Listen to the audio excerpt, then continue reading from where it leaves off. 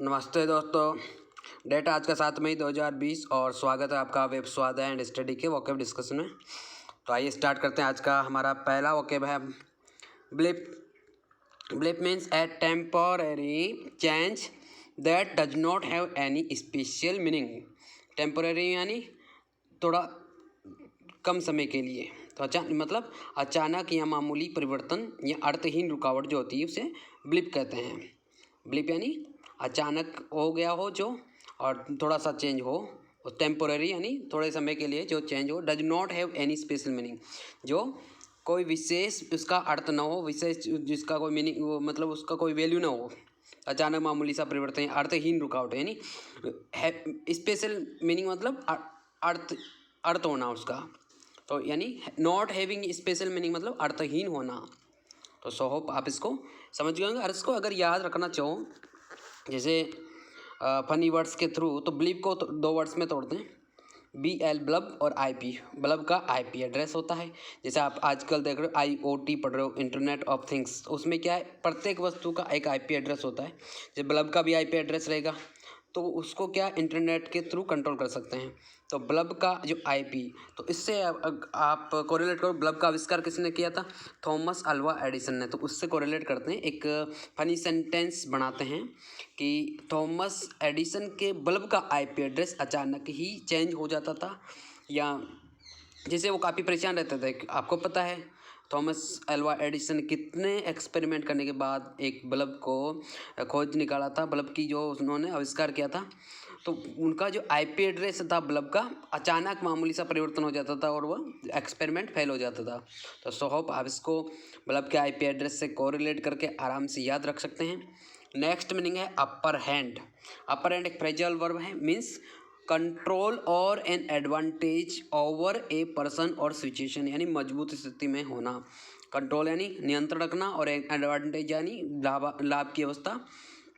और an person और situation किसके ऊपर? किसी व्यक्ति के ऊपर या किसी अवस्था के ऊपर, यानी आप व्यक्तियों के ऊपर आपने ऐसा कंट्रोल कर रखा है या किसी सिचुएशन पे आपका कंट्रोल, तो मतलब उसको बोल सकते हैं आप मजबूत स्थिति में है, माने आप अपर हैंड में है।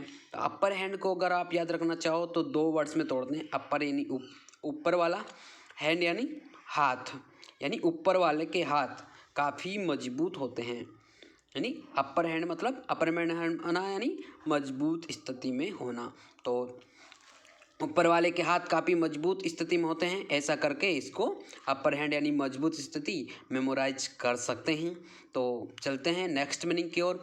नेक्स्ट मीनिंग है epidemiology means the scientific study of infectious disease and their causes, यानी महामारी का विज्ञान। साइंटिफिक स्टडी मतलब वैज्ञानिक अध्ययन किसका? इन्फेक्शियस यानी संक्रामक, जो एक से दूसरे में फैल जाए, डिजीज यानी बीमारी, एंड देयर कॉजेज और उनका जो कारण, कॉजेज यानी कारण। तो एपिडेमियोलॉजी मतलब महामारी का विज्ञान हो गया।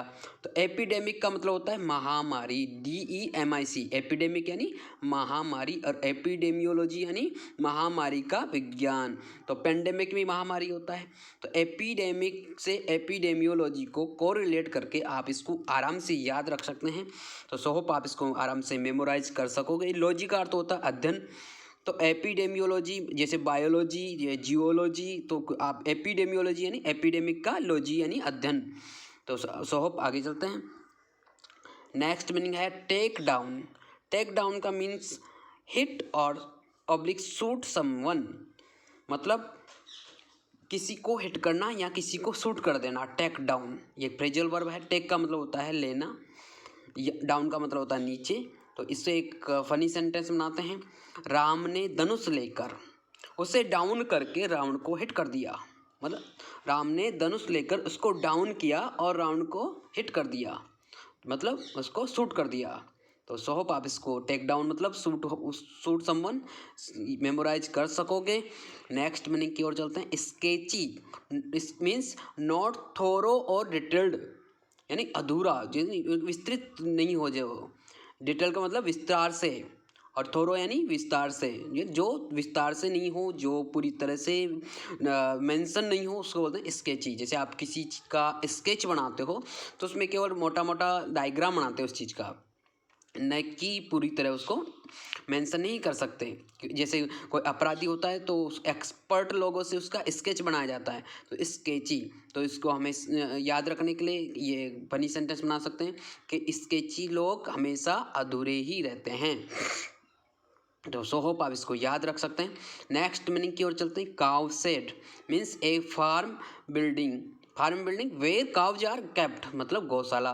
कि फार्म की जो बिल्डिंग है खेत के अंदर कोई, वहाँ जहाँ पे गायों को रखा जाता है। वेर यानी जहाँ, वेर यानी कहाँ, या जहाँ, यहाँ पे जहाँ है वेर का मीन्स, तो वेर यानी जहाँ गायों को रखा जाता है को उसको बोलते हैं काव शेड। इसको काव यानी गाय, और शेड यानी जो अपन शेड बनाते हैं, लगवाते हैं, यानी चद्दर जो होती है।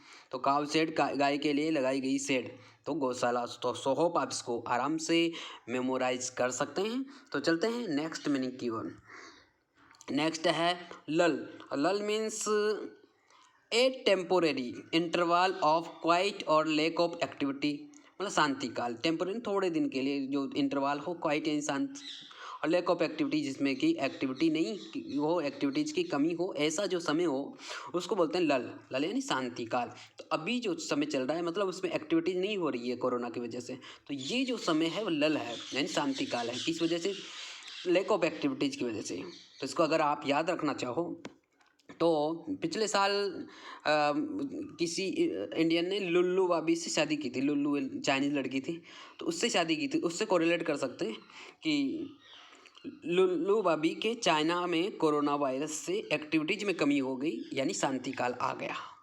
लुल्लू बाबी के चाइना में जो कोरोना वायरस है उसकी वजह से यहाँ पे एक्टिविटीज में कमी हो गई, मतलब लल यानी शांति काल, तो ये शांति काल आ गया। तो सोहब आगे चलते हैं। नेक्स्ट मीनिंग है वांटेज।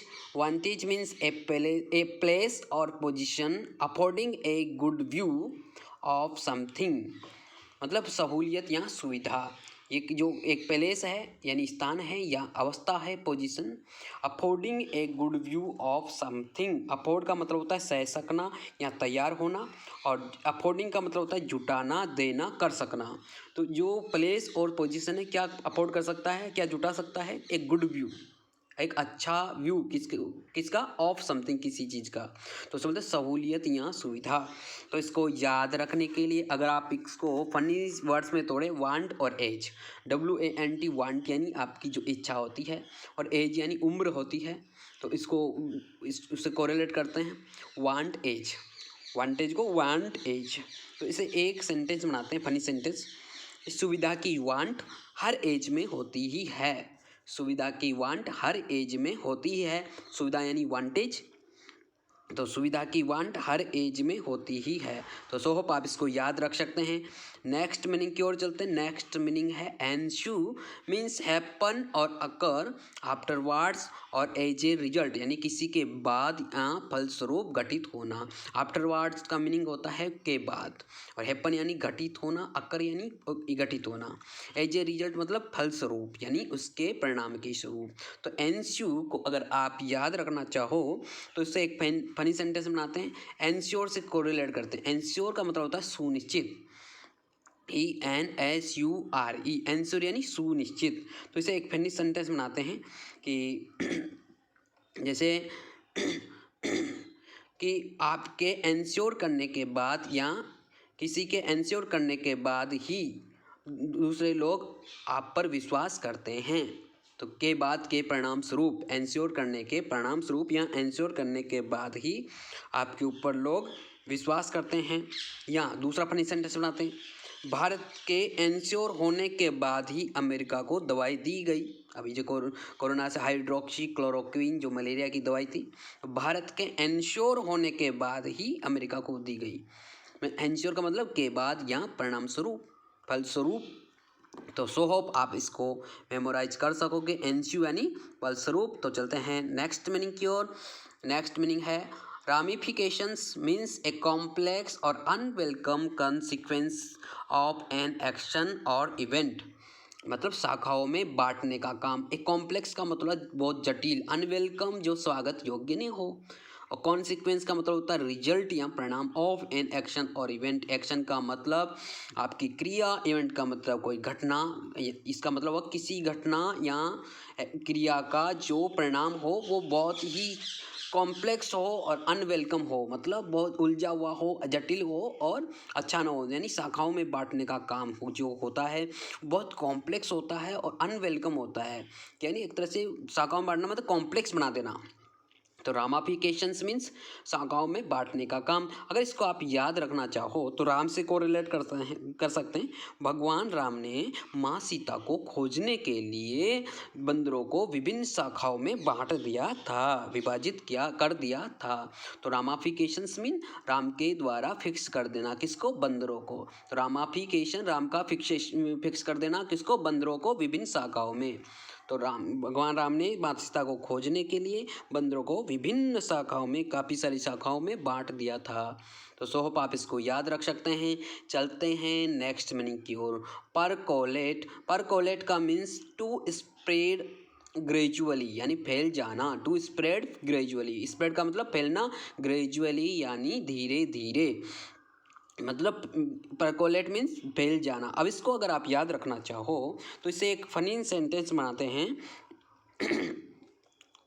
तो इसको पर को लेट, तो पर का मतलब पर को लेट, इसको फनी वर्ड्स में तोड़ते हैं। पर यानी पर, को यानी को, लेट का तोड़ते हैं लाते, पर को लाते।